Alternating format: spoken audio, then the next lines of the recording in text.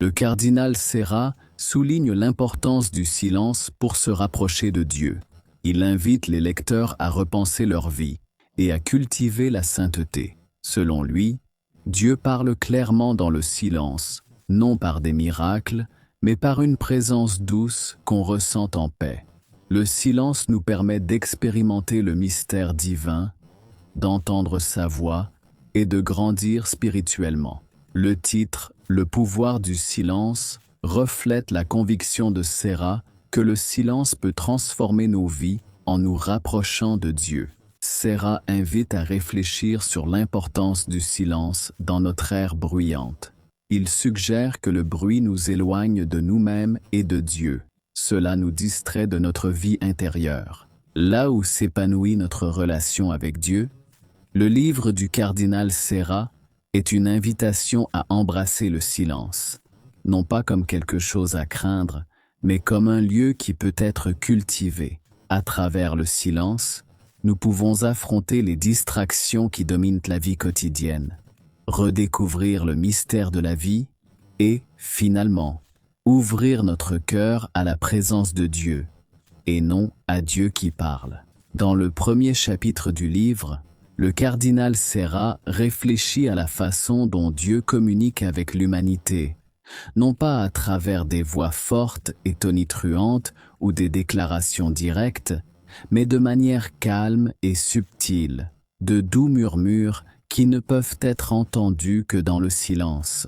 Le dialogue divin n'est ni immédiat ni formidable, il est doux, subtil et toujours présent, mais il ne peut être entendu que dans le silence. Serra compare le besoin de l'homme d'un dialogue constant à la manière paradoxale dont Dieu parle. Mais lorsque nous nous taisons, sa voix est claire. Selon Serra, le silence crée un terrain fertile pour l'âme, à partir duquel la spiritualité s'épanouit. Le cardinal dit que la présence de Dieu est toujours avec nous, mais notre capacité à le ressentir et à le comprendre dépend de notre volonté de nous éloigner des bruits et des interruptions quotidiens. Le silence nous aide à nous concentrer sur l'Éternel en éliminant les distractions de la manière opposée. Il favorise la contemplation, où nous pouvons méditer sur la suprématie de Dieu et comprendre sa volonté, en créant un espace dans le silence où Dieu peut travailler dans nos cœurs. Serra encourage les lecteurs à trouver des moments de paix, même lors d'une journée bien remplie. Les traditions gnostiques ont compris l'importance du silence comme voie spirituelle profonde.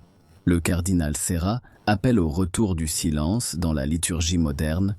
Il croit que le silence doit être inclus dans chaque partie de la liturgie pour que les fidèles puissent se connecter personnellement et profondément à Dieu. Par exemple, après la lecture des Écritures, il faut des moments de silence pour méditer sur la parole de Dieu. Et après la communion, un temps de silence pour remercier et dialoguer avec le Christ. Serra dit aussi que le silence liturgique n'est pas que personnel, mais pour toute la communauté, créant une atmosphère collective de foi et de sainteté, où tous contemplent ensemble les mystères divins. Il encourage les prêtres et fidèles à être conscients du besoin de silence dans le culte, car cela améliore l'expérience spirituelle de la messe et permet aux fidèles de se connecter à Dieu de manière plus profonde et significative. Dans ce chapitre, le cardinal Serra présente un argument convaincant en faveur de la restauration du silence dans la liturgie, exhortant l'Église à embrasser le silence pour préserver la sainteté du culte et créer une relation plus profonde avec Dieu. Chapitre 8. Le silence de la croix. Le silence de Jésus sur la croix est peut-être l'exemple le plus puissant et émouvant du silence divin dans les Écritures. Ce chapitre examine la signification profonde de son silence pendant la Passion et la crucifixion. Sur la croix, il n'a pas crié de colère ou de désespoir, mais est resté silencieux, s'abandonnant entièrement à la volonté du Père. Serra pense que le silence de Jésus sur la croix révèle son amour et sa confiance en Dieu. Dans sa souffrance, Jésus a choisi le silence comme un don pour tous. exprimant le désir de porter le fardeau des péchés par amour. Le silence humain peut aussi être rempli de la présence de Dieu. En embrassant le silence de la croix, nous ressentons une connexion plus profonde avec le Christ et expérimentons le pouvoir transformateur de son amour. Chapitre 9. Le langage de Dieu et le défi du silence. Dans le dernier chapitre, le cardinal Serra souligne: il discute du défi de cultiver le silence dans un monde bruyant. Le silence est la langue de Dieu. Il n'a pas besoin de mots comme nous. Son message se ressent souvent dans la paix du cœur, dans les moments calmes, où l'on peut sentir sa présence. Cependant, Serra admet que dans le monde d'aujourd'hui, plein de bruit constant, le silence est rare. Serra pense que le silence demande discipline et effort. Ce n'est pas naturel pour beaucoup, surtout dans une culture qui valorise l'activité, la productivité et la technologie. Pourtant, chercher le silence est crucial pour grandir spirituellement. Il nous permet de nous connecter à Dieu. Salut les amis! Vous écoutez ce livre sur la chaîne YouTube Bookpedia.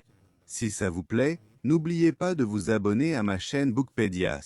Serra nous rappelle que, comme l'incarnation, de nombreux moments de grâce dans nos vies se déroulent dans le silence. La naissance discrète de Jésus montre que Dieu agit souvent de manière calme, douce et cachée du monde. Chapitre 6. Le silence de Jésus. Dans ce chapitre profond, le cardinal Serra examine en détail la vie de Jésus, montrant que son ministère était lié à un silence profond. Dans les évangiles, nous voyons souvent Jésus communier seul, loin de la foule. Ces moments de solitude sont cruciaux et révèlent le besoin de paix et de silence de Jésus, alors qu'il se préparait à son ministère. Serra explique que le silence de Jésus n'était pas passif, mais un choix délibéré pour renforcer sa relation avec le Père. Jésus se retirait souvent dans la nature pour prier en silence, où il pouvait être pleinement présent à Dieu, loin des distractions. Il a ainsi illustré à ses disciples l'importance du silence dans la vie spirituelle. Jésus nous invite à entrer dans le silence. La pratique de la méditation nous rappelle que c'est seulement dans la paix que nous pouvons rencontrer Dieu intimement et trouver la direction et la force pour vivre notre foi. L'un des exemples les plus puissants du silence de Jésus est venu pendant sa passion. Le cardinal Serra réfléchit à la façon dont Jésus a fait face aux fausses accusations, à la moquerie et à la douleur intense pendant son procès et sa crucifixion, nous laissant entendre sa volonté et abandonner nos peurs à son plan. Dans un monde de bruit, suivre le silence de Jésus exige du courage et de la foi. Le silence, source de force intérieure, aide à relever les défis de la vie. Le cardinal Serra dit que sur la croix, le silence de Jésus est l'exemple suprême de l'amour divin. Souffrant sur la croix pour les péchés de l'humanité, Jésus a peu parlé, mais son silence a dit beaucoup. C'était l'expression d'une soumission totale à la volonté du Père et d'un amour sacrificiel. Sur la croix, par son silence endurant, Jésus a enseigné que le silence peut être libérateur quand nous lions notre chagrin au sien, surtout par la prière silencieuse et la contemplation. En résumé, nous participons au mystère de la croix et à l'œuvre rédemptrice du Christ. Serra encourage les lecteurs à faire du silence de Jésus un modèle pour leur voyage spirituel dans les défis, incertitudes et souffrances de la vie. En suivant l'exemple de Jésus, nous sommes invités à chercher des moments de silence pour trouver paix et connexion divine. Chapitre 7. Le silence dans l'adoration est central pour le cardinal Serra, car il le voit comme un lien puissant au sacré. Dans ce chapitre, Serra s'inquiète du bruit et de l'agitation croissant dans le culte. La liturgie, censée être un temps de contemplation profonde avec Dieu, est parfois submergée par l'excès de mots, de musique et d'activité, laissant peu de place au silence profond. Le cardinal Serra dit que le silence est essentiel dans la liturgie, car il permet aux fidèles de méditer sur la présence de Dieu dans l'Eucharistie et la sainteté des rites. Il affirme que le silence n'est pas juste l'absence de bruit, mais une présence sacrée qui permet aux fidèles de se connecter profondément à Dieu. C'est dans les moments calmes de la liturgie que les fidèles peuvent ouvrir leur cœur à la grâce des sacrements et au mystère du don du Christ. Ils réfléchissent sur la riche tradition du silence dans l'histoire de l'Église. Dans les époques passées, le silence jouait un rôle plus important dans le culte, éveillant un profond sentiment de révérence et de crainte devant Dieu. Sans silence, on s'éloigne des vérités de la vie et se perd dans les futilités du monde.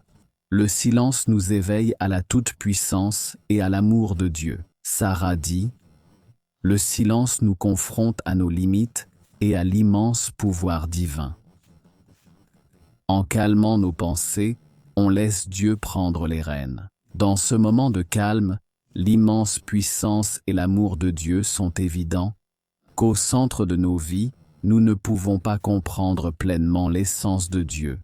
Tout comme nous ne pouvons pas comprendre pleinement la profondeur du silence, mais entrer dans le silence ne peut pas exprimer pleinement les actions, principalement parce qu'il a perdu le silence, le bruit constant, les perturbations et l'agitation de la vie ont réduit notre capacité à éprouver de la crainte et de la révérence devant Dieu. Il regrette que cette perte de silence ait réduit le caractère sacré de la vie et la capacité d'apprécier les mystères de Dieu. Il ajoute que dans le silence, nous sommes en mesure de mieux nous connecter avec le caractère sacré de la création, de l'Église et de la scène du Seigneur. Le silence dans les lieux saints, tels que les églises ou les monastères, aide souvent à éveiller un sentiment de révérence et de crainte pour Dieu. En assumant que le silence nous met au défi de regarder avec révérence et humilité, ce faisant, nous honorons le mystère de l'œuvre de Dieu dans le monde et dans nos vies. Le chapitre se termine en appelant à la protection du caractère sacré du silence dans notre vie quotidienne, dans les maisons et dans les lieux de culte, car c'est à travers l'Esprit que nous nous connectons le plus profondément au mystère divin. Chapitre 5. Le silence de l'incarnation. Dans ce chapitre, Cardinal Sarah se concentre sur le mystère de l'incarnation lorsque Dieu s'est fait homme sous la rie. Il souligne que cet événement qui appartient au christianisme s'est déroulé dans un profond silence. Sarah oppose l'humilité tranquille de la naissance du Christ au bruit et au chaos du monde. Il pense que l'incarnation de Jésus est l'événement le plus important de l'histoire humaine. La paix était marquée, non pas pompeusement. Le silence de l'Avatar nous enseigne une leçon cruciale sur la nature et les voies de Dieu. Dieu a choisi d'entrer dans l'humanité silencieusement, humblement, reflétant sa nature douce. La naissance du Christ dans une simple crèche à Bethléem montre la force du silence et de l'humilité. C'est l'opposé de comment les humains cherchent l'attention. Le texte encourage à méditer sur ce silence profond de l'Avatar pour intérioriser la leçon d'humilité. En réfléchissant à ce mystère, on comprend mieux le plan divin. Développer une relation profonde avec lui. Le cardinal donne des conseils pratiques pour intégrer le silence dans la vie quotidienne.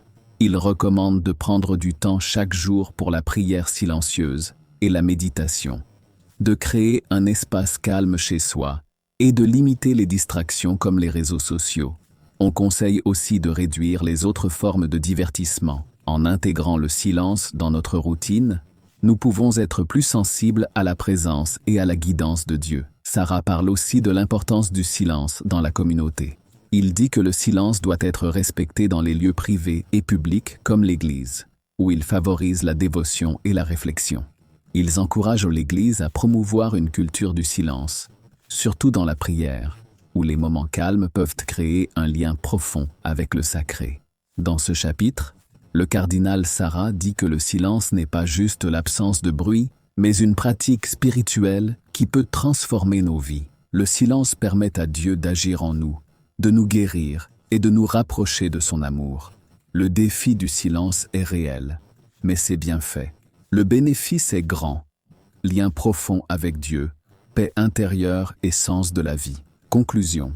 L'école du silence. Le cardinal Sarah décrit le silence comme une école où on apprend les leçons vitales. L'Esprit nous enseigne l'humilité en reconnaissant notre dépendance à Dieu et le besoin de sa grâce. Il nous apprend la patience, à attendre le temps et la guidance de Dieu, et la sagesse quand on médite sur les vérités profondes de la vie. L'Esprit n'est pas à craindre. C'est un don pour la croissance spirituelle, menant à la maturité spirituelle et à la paix intérieure. Par l'Esprit, on se lie à Dieu. on sent sa présence et on affronte la vie avec foi. Sarah invite à prioriser le silence dans la vie, apportant un sens profond. Salut les amis. Vous écoutez ce livre sur la chaîne YouTube Bookpedia. Si ça vous plaît, n'oubliez pas de vous abonner à ma chaîne Bookpedia.